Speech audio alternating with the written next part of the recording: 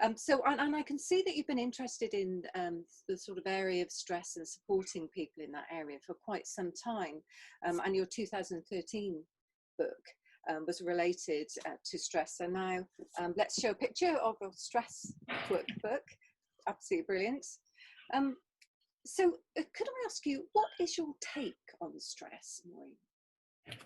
Well, what became clear for me in writing the books is that, you know, we spend so much effort wanting to avoid stress and overcome stress.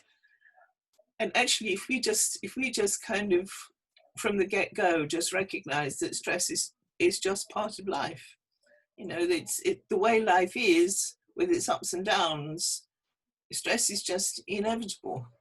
And so if we could learn to take it much less personally, when stress comes, it's not a personal attack on us. It's just part of how life is, and it happens to everybody. That was a big insight for me. Thank you.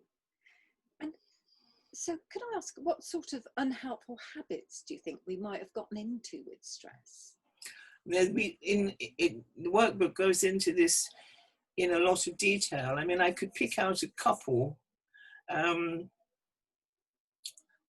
main one is we get in such a muddle about happiness. You know, we want to be happy, of course, but once something makes us happy, we kind of have the idea that it'll always be like that. You know, once something like, you know, you get married and, well, that's for life. Or, you know, you start a new job, which you're really excited about, and it's all going to go swimmingly. And again, life shows that it's not always like that. And then we find it very difficult to adjust to the periods of unhappiness. And it's too easy to see those as times of personal failure. And then that can really be extremely stressful. And another habit that that I think is very important is how distracted we are.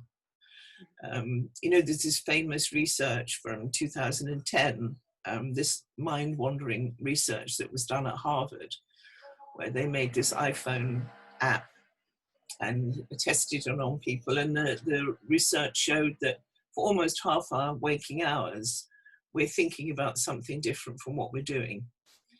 And actually, the sad thing is, it doesn't make us happy. So in the stress workbook, there's quite a lot of emphasis on how to learn to pay attention, how to learn to be present in the present moment.